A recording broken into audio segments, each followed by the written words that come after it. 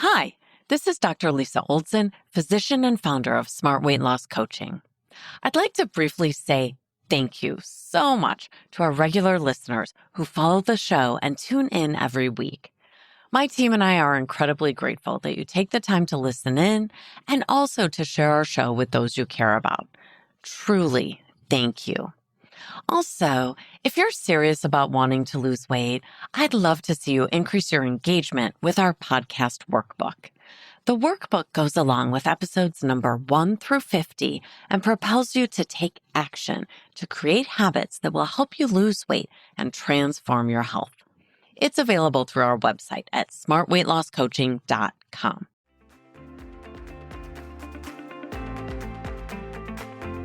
Welcome to the Smart Weight Loss Coaching Podcast.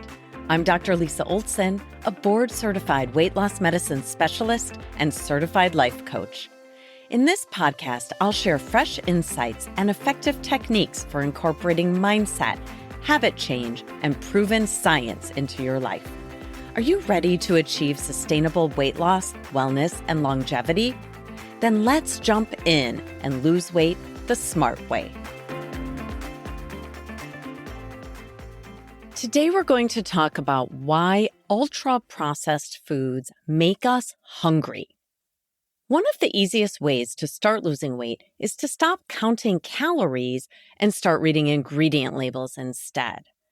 Understanding what's in your food is almost always more important than knowing the calorie count of your food.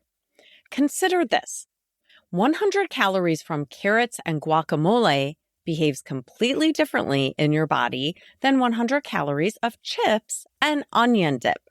One comes from real food, and your body can really use those 100 calories to run the cells and organs that keep us going. The other, the chips and dip, not so much. It's what we call a non-nutritive, nutritionally bankrupt, ultra-processed food-like product. When I'm talking about Nova 4 or ultra-processed foods, I'm not only talking about foods like candy or ice cream or chips. I'm also talking about foods that might fool us by looking clean and healthy on the front of the label, only to have hidden Nova 4 ingredients listed on the back under the nutrition label. Let's go back to that onion dip for a hot second. Just out of curiosity, let me take a peek at the ingredient list of Dean's French onion dip.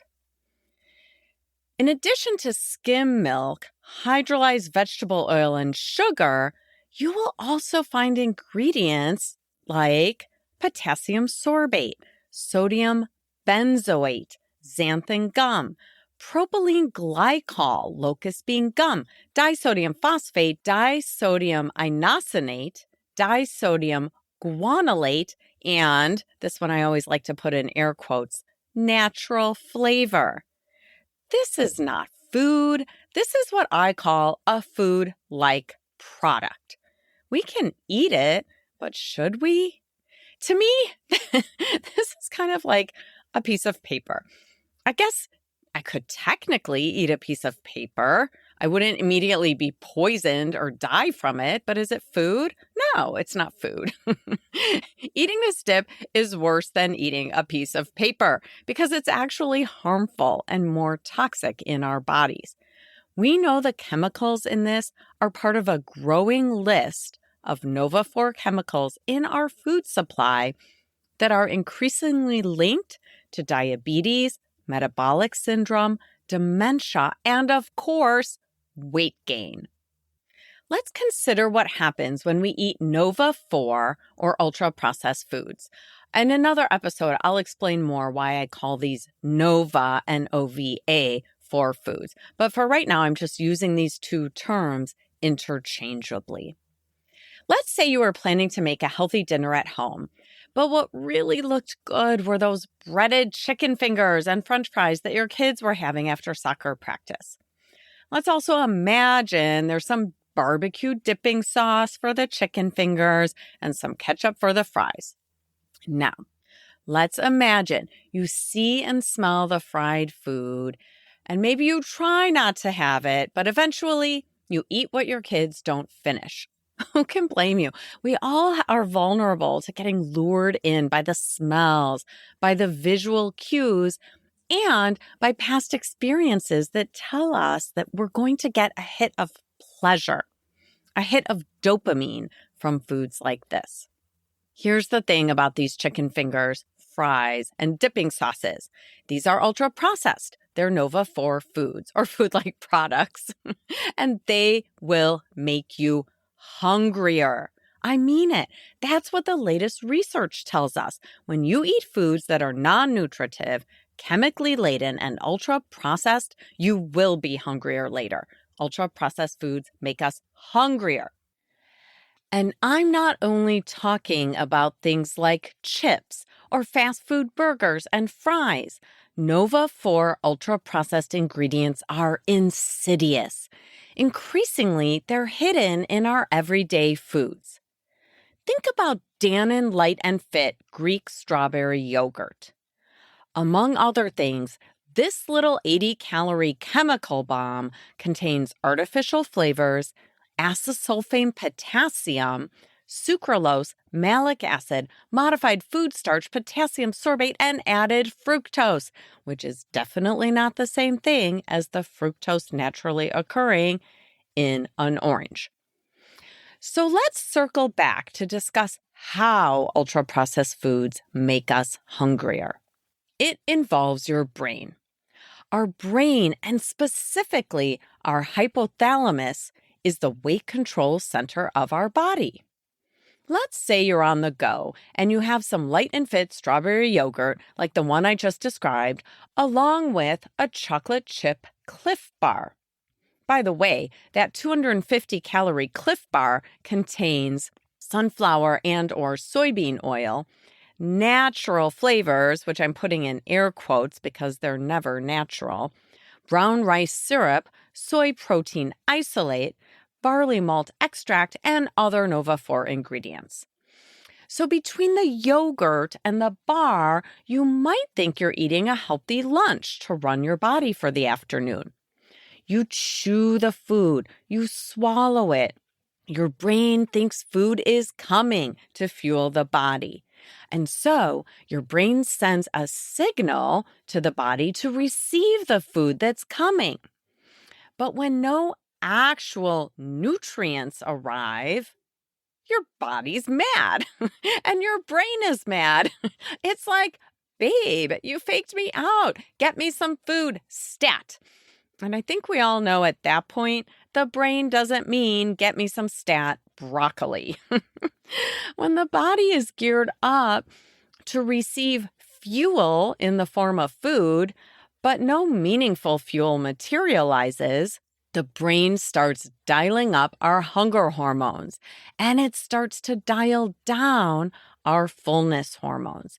And that's the problem. What I'm saying is that eating an ultra-processed yogurt and bar ultimately makes you hungrier than eating the exact same number of calories of a chicken breast, maybe even with a few roasted potatoes and some green beans. These behave completely differently in our body. That lunch with the chicken breast, a couple of potatoes and green beans, that lunch will fill you up. That lunch will satisfy you. That will send a signal to the brain that you're sending in fuel. The body confirms that the fuel is received, and now your hunger hormone levels start to drop. Your hormones that signal fullness will rise, and these hormones will stay in the appropriate range for the right amount of time to carry you through until your next regularly scheduled meal. One of my friends told me recently that she was so swamped at work that she didn't get to eat all day until finally in the late afternoon, she grabbed some Pringles from the break room. Pringles. I felt so bad for her. That's a Nova 4 food, right? When we eat things like Pringles that are barely food, they're non-nutritive food-like products, which I really want to start calling NNFLPs, non-nutritive food-like products, it's important that we make it up to our bodies by increasing our intake of healthy foods. But unfortunately, many times people will eat something like Pringles. They feel bad about it. They beat themselves up or shame themselves. And then they restrict, right? Have you ever been there? I mean, I know I for sure have been there. Not lately, but definitely when I was younger. So now they might eat way less than they need to fuel their body later at dinner, perhaps as a form of punishment or simply to kind of make up for the Pringles. What does that kind of restriction create? It simply sets you up to get hungry again later at night because you haven't eaten enough to fuel your body. I'm sure most of us have had that experience of a late evening or after dinner food craving. And I know I don't need to tell you that most late night cravings are not for green beans. So you can see we get into a vicious cycle when we eat these non-nutritive food-like products. Coming back to the way Nova 4 foods make us hungrier. When the brain realizes that we took in a can of Pringles, for example, and we aren't actually providing functional fuel to run the body, then the brain sends a signal to increase our hunger hormones, like ghrelin. Ghrelin is a hunger hormone, so that hormone will go up not so long after we consume ultra-processed food-like products. The brain also increases food desire, food cravings. That's what happens when we come crashing down from Nova 4 foods. We get hungrier and we create this wanting or desire. Once again, this is not the type of hunger that's going to be satisfied by some raspberries.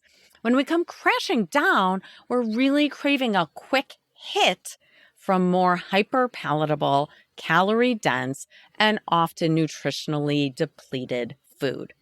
So we're in that vicious cycle of eating Nova 4 ultra-processed foods, then restricting, then we get clobbered by our own brains with cravings and hunger, food desire.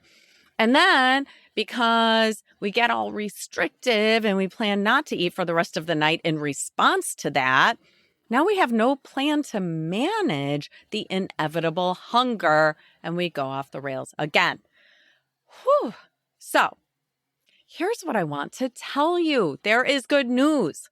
You have agency over this. We can stop this cycle.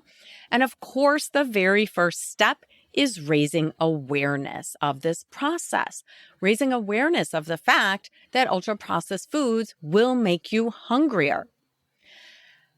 And in addition to that, I think it's important to recognize that we don't have to make any kind of food forbidden. But as you raise awareness, maybe you'll decide, okay, every once in a while, I'm going to allow a few Oreos. I love Oreos. I'm not going to eat them very often, but every once in a while. So if you eat something like that, please don't restrict later. Don't skip a meal. Don't plan to eat less at your next scheduled meal. Instead, plan to eat more. Okay? After ultra-processed foods, you need a plan to eat more. And when I talk about eating more, I'm talking about eating real food, maybe plant-forward foods. Protein and veggies would be great. But if you're struggling with a sweet craving when you come crashing down after this kind of food, fine. I invite you to look around and just ask yourself, what is the sweetest plant in this house? Maybe you have an apple or an orange or some prunes, which I understand are now called dried plums, which suggests that some sort of marketing company was hired to rename prunes so they don't sound like something your grandma eats when she has to go to the bathroom. All right. So another thing that you can do to help yourself break out of this cycle is if you have eaten some ultra-processed foods, don't wait until you're starving to eat again, right? You know you're going to get hungry. In this situation, I would encourage you, rather than sitting with a little hunger, which might quickly escalate, anticipate it. And when you start to feel that little bit of hunger knocking on the door, all right, just have your plan in place that you're going to have some sort of food prepared in advance, or you know exactly what you're going to eat. When you come down off hyper-palatable, ultra-processed foods, hunger can hit you hard and fast. Don't be caught without a plan. Okay? So in that example, if I'm eating some Oreos, I'm just going to pause for a moment and acknowledge, okay, I know for a fact I'm going to get hungry at some point between eating these Oreos and dinner time. What is my plan? I'm not going to restrict. I'm going to feed my body the fuel it was looking for when it sensed the Oreos coming in. And definitely, as I said before, recognize that you don't have to make any kind of food forbidden. Just raise your awareness of what all of these foods are doing in your body. Now you can anticipate what will happen when you eat these foods. You know ultra-processed foods will make you hungrier. The choice is entirely up to you. You have agency here. My guess is that you'll choose to read your ingredient labels to look for the sneaky chemicals in Nova 4 foods. And when you see those, you might just rethink whether that's the food for you. Okay, Smarties, it is time for your NBA. This is something I love to do in my group program at Smart Weight Loss Coaching, and I love to do it here on the podcast too. What is your NBA? Your next best action? Grab your notebook, grab your pen, jot it down. We know when we write down our plan, we are more likely to follow through with action. So please do me a favor and do yourself a favor. Write down the one thing you're going to do today. Thanks so much for listening. If you'd like more support during your smart weight loss journey, check out our group coaching program at smartweightlosscoaching.com. Until next time, stay well and stay smart.